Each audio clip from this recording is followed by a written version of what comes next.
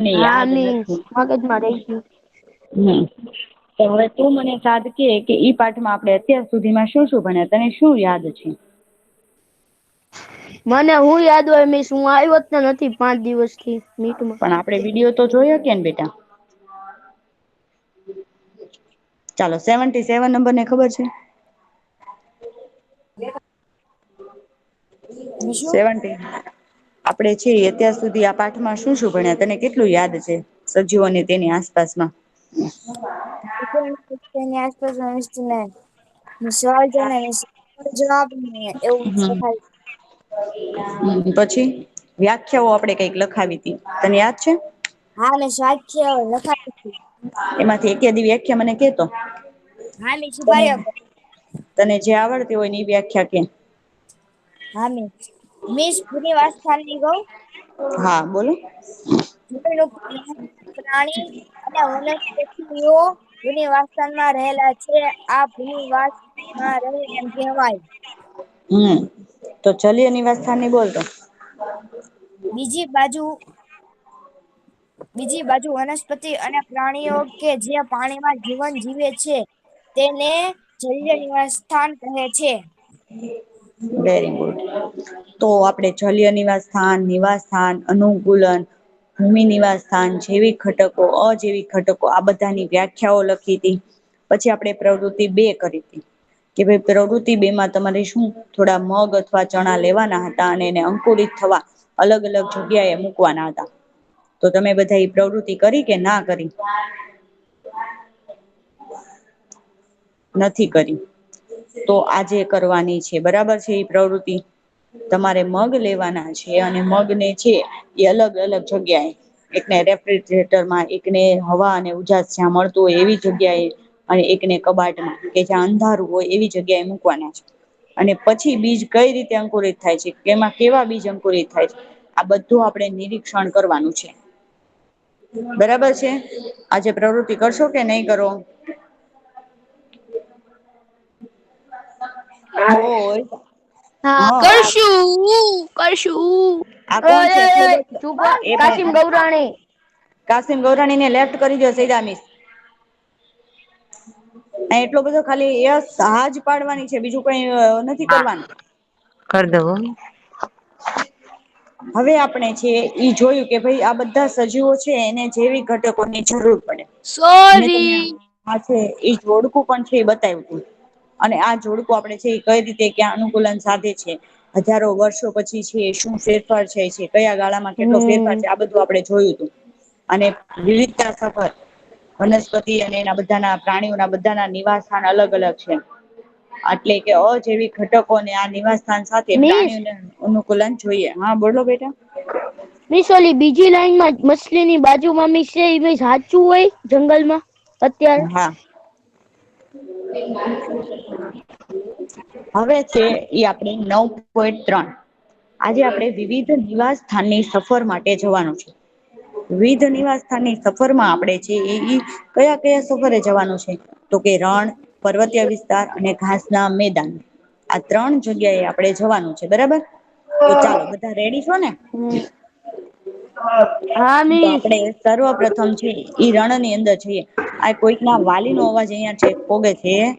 તો ઈ માઈક બંધ રાખી કેમ કે એના ઘરનો અવાજ મિસ અહિયાં હજી પોગે છે. મેં રાણુબા પોગ્યો જ નથી હજુ હું ઘરની ખુરશી જ છું. હા ભલે તું રણની ઘરની ખુશી હો પણ જેનું માઇક શરૂ છે ને એના ઘરેથી અવાજ આવે છે. તો આપણે રણમાં જવાનું છે. તો રણના એક પ્રાણી વિશે આપણે શીખ્યા ઈ યાદ છે તને બોલ? ઊંટ. કયા પ્રાણી વિશે? હા તો ઊંટમાં શું વિશેષતા હતી? ઊંટમાં વિશેષતા હતી કે છે ને એને ગમે એટલું હલાવીને હાલ્યા રાખે અને રણમાં તરસ જ ન રહે. પછી? પછી છે ને મિસ એની ઉપર આપડે બેહીને મિસ રણનું બધું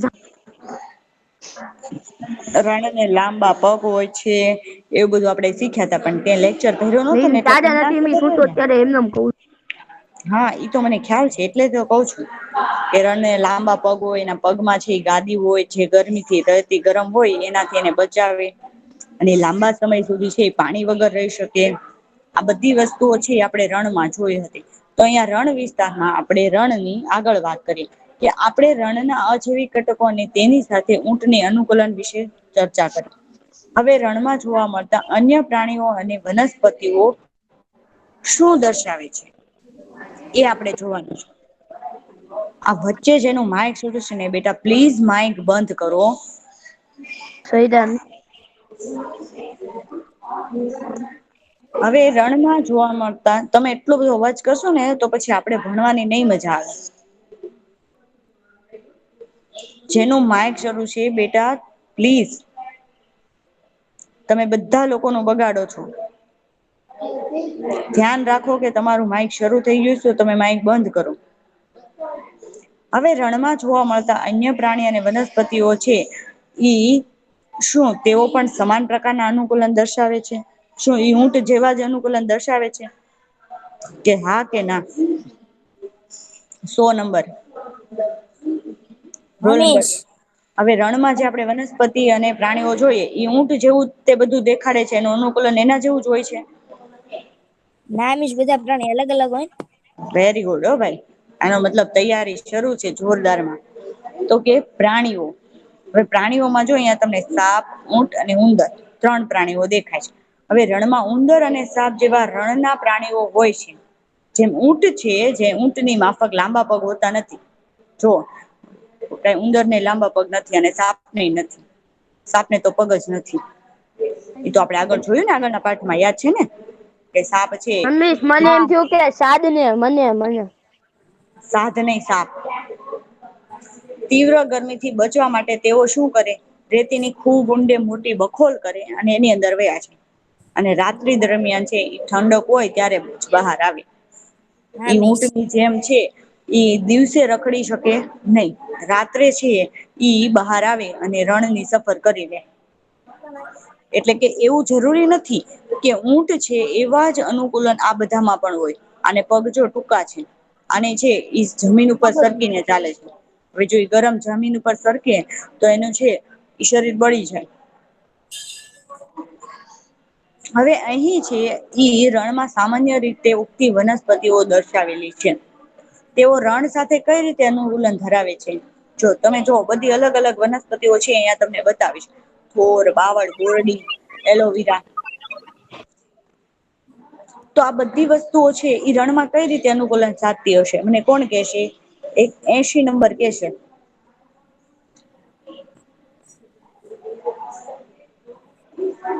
80 નંબર.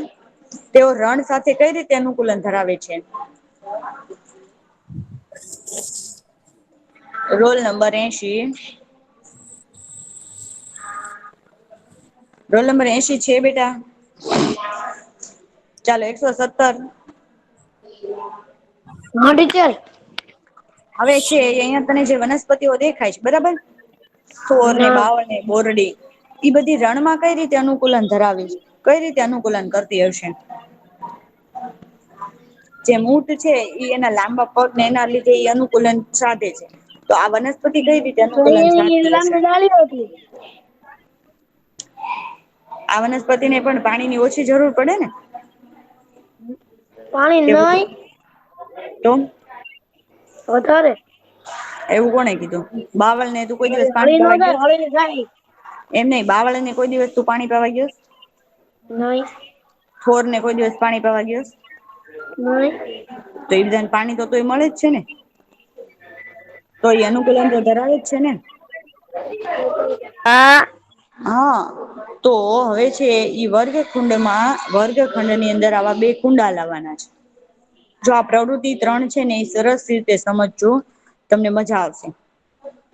કે વર્ગમાં આપણે આવી રીતે 2 કુંડા લાવવાના છે.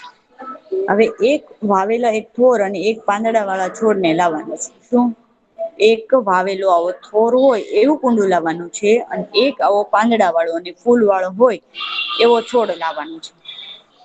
હવે પ્રકરણ 7 માં આપણે જે પ્રવૃત્તિ આ કરી હતી ને બેગ બાંધવાની અને બાષ્પ સર્જન નો અભ્યાસ કર્યો હતો.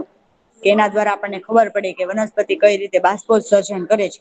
આવું પ્રકરણ 7 માં આપણે સમજ્યા હતા યાદ છે કે નથી યાદ? મિસ તમારો અવાજ કપાય છે. મારો અવાજ કપાય છે કે તારા ઘરે એક ના ઘરે જ અવાજ કપાય છે? બધાને તો બરોબર આવે છે. તો આપણે હવે મિસ બરોબર આવ્યો જોવો. હા, બાષ્પોસર્જન નો અભ્યાસ કર્યો હતો. તમને યાદ છે કે નથી યાદ? આવી રીતે બેગ છે ઈ બાંધી હતી. ને પછી જોયું હતું કે આમાં છે એ કઈ રીતે બાષ્પોસર્જન થાય, કેટલું પાણી ભેગું થાય છે. યાદ આવ્યું કે નથી આવ્યું કોઈને? બોયઝ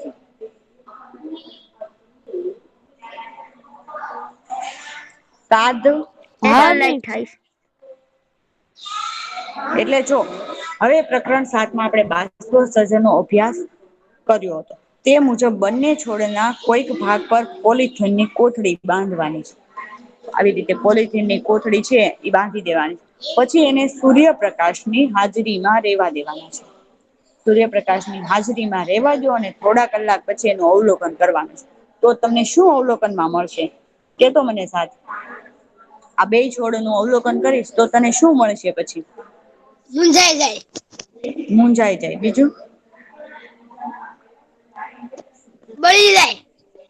એક દિવસમાં કોઈ છોડ ના બળે.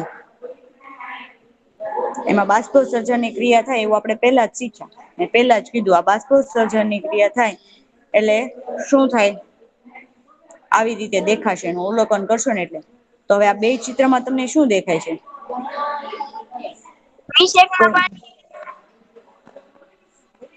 બોલો કોણ બોલતું તું? વચ્ચે માઈક બંધ થઈ ગયું. એકમાં હા પસીનો થઈ ગયો છે ને આમાં કાંઈ નથી. કાંટા વાળામાં કાંઈ નથી. કાંટાવાળામાં કાંઈ નથી અને આમાં છે આપણને પાણીના નાના નાના ટીપા દેખાય. એટલે કે રણની વનસ્પતિઓ છે ને એ બાષ્પોસર્જન દ્વારા ખુબ જ ઓછું પાણી છે એ ગુમાવે છે. આ થોર છે ઈ રણની વનસ્પતિ છે. અને ઈ બાષ્પોસર્જન ની જયારે ક્રિયા કરે છે ત્યારે શું એ સૌથી ઓછું પાણી છે એ બહાર કાઢે છે. જયારે આપડી જે નોર્મલી વનસ્પતિ હોય છે જે આપડી ઈ પાંદડાઓ હોતા જ નથી આને તો જો અને ક્યાંય પાંદડા નહી હોય અને હોય ને તો એ ઝીણા ઝીણા હોય. અને આ વીસ કાંટા હોય. બાષ્પોસર્જન હા કાંટા હોય મોટા મોટા. અને અહિયાં છે બાષ્પોસર્જન ની ક્રિયાને કારણે આપણને શું પાણીના ટીપા અંદર દેખાય છે. બંને કોથળીમાં એકઠા થયેલા પાણીના જથ્થાના તફાવતને તમે જોયો. હવે ઈ તમે નોંધ્યો પણ. હવે જો અહિયાં તમને થોર દેખાય છે. તો આ થોર ને રણની વનસ્પતિ કહેવાય.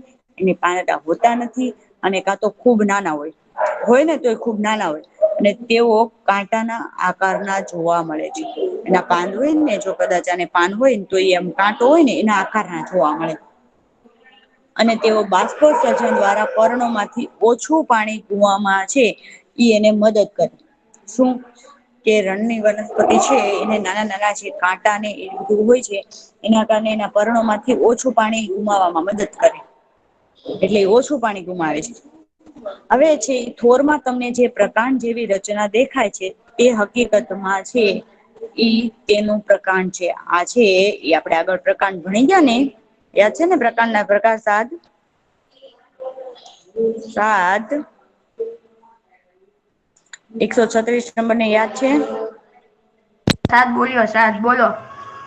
પ્રકાંડના પ્રકાર યાદ છે ને? હા મિસ યાદ છીએ પ્રકાંડના પ્રકાર 4 પ્રકાર. એ કયા પ્રકારના કયા એક ઓલું હું કેવાય ઓલું યાદવ. ભૂમિગત હા વિસર્પીય ભૂમિગત પ્રકાંડ, આરોહી પ્રકાંડ, વિસર્પીય પ્રકાંડ અને ઓલી ટટ્ટાર. હા ટટ્ટાર પ્રકાંડ. તો આ પ્રકાંડ છે ને એમ આ વનસ્પતિને અહિયાં છે એ શું હોય? એ એનું હકીકતમાં પ્રકાંડ છે. પર્ણો જેવી જે રચના દેખાય ને ત્યારે ઈ છે એ શું કરે એમાં ઓછું પાણી અને થોરમાં તમને જે પાંદડા જેવી રચના દેખાય છે. ઈ એનું હકીકતમાં પ્રકાંડ છે. હવે શું છે તો કે આવી વનસ્પતિમાં પ્રકાશ સંશ્લેષણ છે એ સામાન્ય રીતે પ્રકાંડ દ્વારા જ થાય. શું થાય? પ્રકાંડ દ્વારા થાય અને પ્રકાંડ પણ જાડા અને એના મીણયુક્ત સ્તર આવરિત હોય. શું હોય? મીણયુક્ત અને સ્તર આવરિત. જો તમને અહિયાં દેખાશે. અહિયાં સરસ રીતે દેખાશે જો અહિયાં થી છે એને આવી રીતે થઈ છે. આખું આ મીણયુક્ત હોય આખું. અને મીનયુક્ત અને સ્તર આવરિત. ઉપર સ્તર ચડેલા હોય જે પાણીને જાળવી રાખવામાં મદદ કરે છે. આવું પણ તમે જોયું છે. આ જોયું છે કોઈ દિવસ આવું? આવી વનસ્પતિ જોઈ છે કોઈએ? ના. આને પણ છે ને બહુ મોટા મોટા કાંટા હોય. અને આનો છે ને ઉપયોગ દવા તરીકે પણ કરે છે. આના ફળ ને પણ છે નાનું એવું રેડ કલર નું જે અહિયાં તમને દેખાય છે ને એનું ફળ હા છે ટીચર ઈ એને બહુ પીવીને આપડે પીવીને તો શરદી તાવ મટી જાય. શરદી તાવ મટી જાય ને લોહીના ટકા જેને ઘટતાય ને આ ખાય ને તો એને બહુ સરસ રીતે લોહીના ટકા આવી જાય. બરાબર. મેં પીધેલું હવે પ્રકાંડ છે ઈ શું હોય મૂળયુક્ત અને સ્તર આવૃત હોય. હા બોલો. હું નામ છે મિસ આ વનસ્પતિનું? એને આમ તો થોર કેવાય હથેળીઓ કેવાય. હથેળિયા ની અંદર ઈ છે ને ઓલું આવે એનું ફળ. અને એને બહુ જ કાટા હોય બહુ છે ને જાળી લેવું જોઈએ જેને આવડતું હોય ને એનો કાંટો વાગી જાય ને તો એ બહુ મુશ્કેલી વાળું કામ છે. હવે છે ઈ તમને અહિયાં બાવળ દેખાય છે. તો બાવળ ને કોઈ દિવસ આપણેે છે પાણી પાવા નથી ગયા. મોટા ભાગની રણની વનસ્પતિ છે ઈ મૂળ છે ઈ પાણીનું શોષણ કરવા માટે જમીનમાં ખૂબ ઊંડે સુધી ગયેલા હોય. આ બધી વનસ્પતિઓ એવી હોય કે રણમાં હોય અને એના મૂળ છે શું હોય જમીનની અંદર ઊંડે એટલે ઊંડે થી પાણી મેળવી અને પોતાનું છે અનુકૂલન સાથે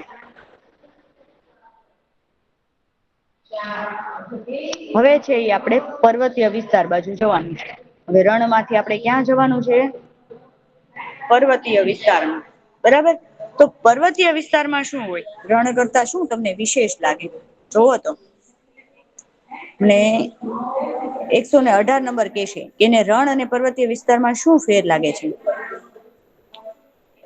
118 નંબર 118 નંબર 83 નંબર 100 નંબર એકે બોયસ છે કે બધા નથી કોઈ? હા મિસ. કયો નંબર 7? કયો નંબર છે બેટા તારો? 80. 80 નંબર. ઓકે બેટા મને બતાવતો રણ અને પર્વત વિસ્તારમાં તને શું ફેર લાગે છે? આપડે જ્યાં આગળ આ રણ નો વિસ્તાર જોયો એમાં અને તને આ પર્વતીય વિસ્તારમાં શું ફેર લાગે છે? શું ફેર લાગે છે બેટા? ટીચર હું કઉં? હા બોલો ને. ટીચર છે ને અહીંયા બહુ ઝાડવા આવે છે ત્યાં તો બધું રેતી ને એ બધું હોય છે. અહીંયા ઊંચું હોય ત્યાં બધી ધૂળું જ હોય છે. આપડે મોટા મોટા ઝાડવા હોય છે ત્યાં તો નાના નાના હોય છે.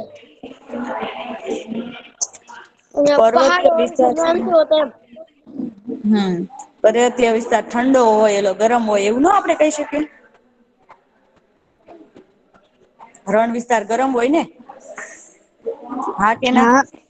હા અને પર્વતીય વિસ્તાર કેવો હોય? ઠંડો અને ઠંડો પવનથી ભરપૂર અને પવનથી ભરપૂર હોય. હવે કેટલાક વિસ્તાર એવા હોય કે જ્યાં શિયાળામાં બરફ પણ થાય. બરફ પણ પડતો હોય. એવો પણ વિસ્તાર આવે કે જ્યાં શિયાળામાં શું થાય બરફ પડે. હવે કેટલાક વિસ્તારો માં તો શિયાળામાં બરફ પણ પડે અને પર્વતીય વિસ્તારો છે એ બહુ મોટી માત્રામાં વિવિધતા ધરાવતી વનસ્પતિઓ અને પ્રાણીઓ હોય છે. ત્યાં છે એ મોટી માત્રામાં એટલે કે અલગ આપણાથી તો સાવ અલગ એવી મોટી માત્રામાં છે ઈ અલગતા ધરાવતા હોય એવા વનસ્પતિ અને પ્રાણીઓ હોય જે આપણે અહિયાં ખાસ છે ને બહુ જોવા ના મળે. અમુક ટાઈમે જોવા મળે બાકી છે એ આપણને એવા વૃક્ષો કે એવી ન્યા જે પ્રાણીઓ રહેતા હોય ને આ વિસ્તારમાં આપણને ઓછા જોવા મળે. એટલે મોટા છે એ વિવિધતા જો અહિયાં તમને બે એક વનસ્પતિ ને એક પ્રાણીઓ દેખાડે તો આવી વનસ્પતિઓ તમે ક્યાંય જોઈશ? આવી વનસ્પતિઓ આપડે અહિયાં છે ઈ ના હોય.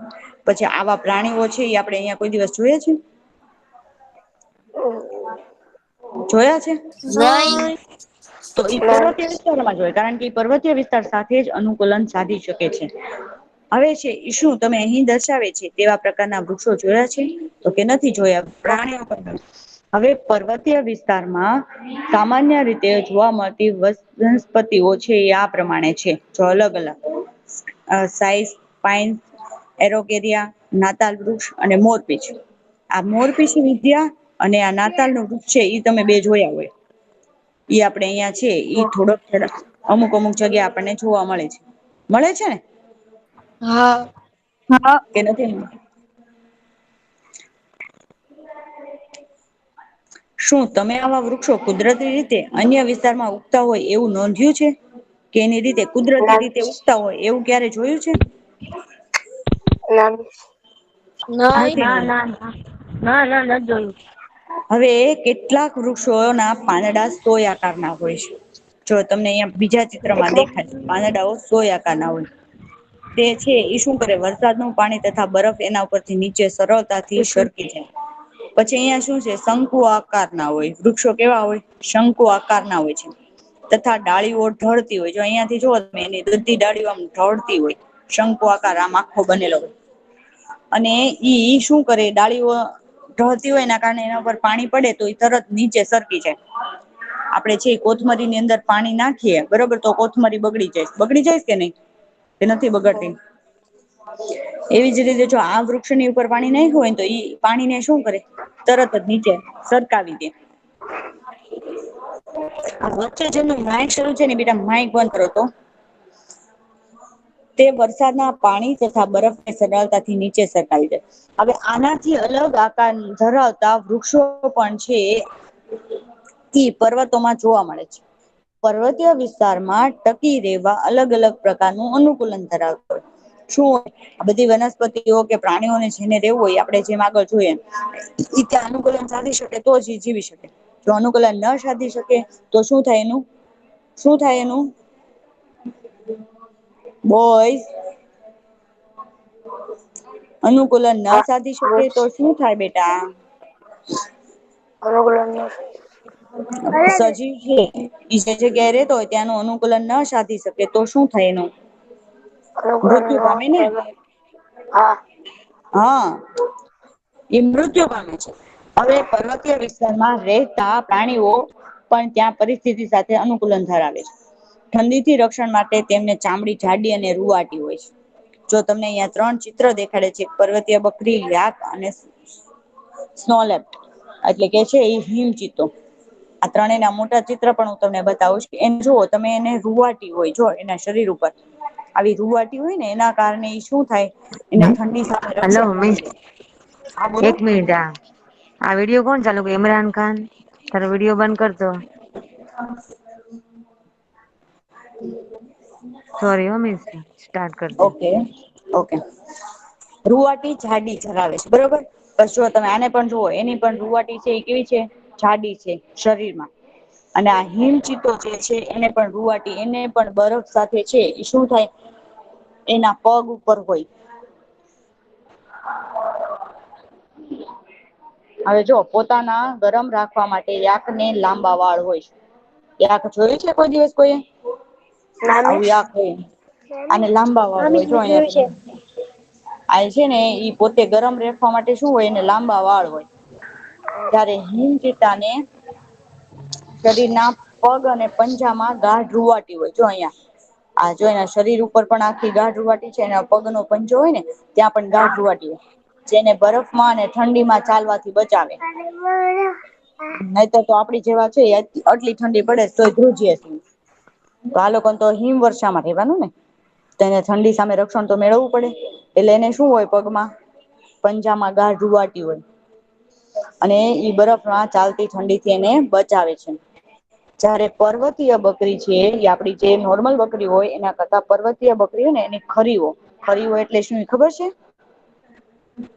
ખરી હોય એટલે શું ખબર છે બેટા? ના મિસ. જેમ આપડે નખ હોય ને એમ બકરીને છે ઈ પગમાં આગળ છે ઈ ખરી હોય.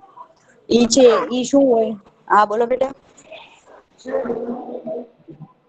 કોણ? તારો બેટા અવાજ કપાય છે.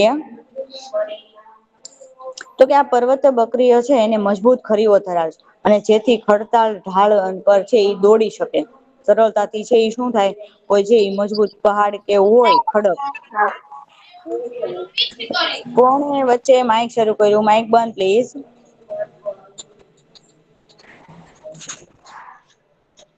હવે પર્વતીય પ્રદેશોમાં જેમ જેમ ઉપર જઈએ તેમ તેમ આસપાસના વિસ્તારો છે એ શું થાય બદલાય જાય. અને વિવિધ ઊંચાઈ પર જુદા જુદા અનુકૂલનો આપણને જોવા મળે. જેમ અહિયાં થી નીચેથી શરૂ કરી અને ઉપર છે એમ એનો આસપાસનો વિસ્તાર છે એ બદલાય છે અને એના માટે અનુકૂલન સાધુ પણ આપણે અલગ અલગ હોય. જેમ આપણે આગળ જોયું હતું એમ કે આપણે રણ વિસ્તારમાં હોય ને ઓચિંતા પર્વતીય વિસ્તારમાં જઈએ તો આપણે શ્વાસોશ્વાસ છે એની ક્રિયામાં ને આપણને થોડી તકલીફ પડે. પછી 2 દિવસ થાય એટલે આપણે ત્યાંનું અનુકૂલન છે એ ધીમે ધીમે થઈ જઈએ. હવે છે અહિયાં તમને ઘાસનું મેદાન દેખાય છે. એટલે આપણે હવે ભણવાનું છે ઘાસના મેદાનો. અને ઘાસના મેદાનમાં આપણે સિંહ અને હરણ 2 પ્રાણીઓની છે ઈ સમજ મેળવવાની છે. જેમ આમાં છે ઈ પર્વતીય વિસ્તારમાં આપણે યાક અને હિમ ચિત્તો અને એની માહિતી મેળવી એમાં આમાં છે આપણે સિંહ અને હરણ 2 વિશે ભણવાનું છે. હવે સિંહ છે ઈ જંગલમાં કે ઘાસના મેદાનમાં રહેતું સશક્ત પ્રાણી છે. વચ્ચે જેનું માઈક શરૂ થયું બેટા માઈક બંધ કરે પ્લીઝ. એટલે કે આપણે બધા જાણીએ છીએ સિંહ છે ઈ શેમાં રહે છે? જંગલમાં રહે છે. અને ઈ જંગલનું છે ઈ મેઈન આમ તો રાજા ગણાય ને એવું પ્રાણી છે. એવી જ રીતે છે જે હરણ જેવા પ્રાણીઓનો શું કરે શિકાર કરીને એને મારી નાખે. જો અહીંયા તમને દેખાય છે.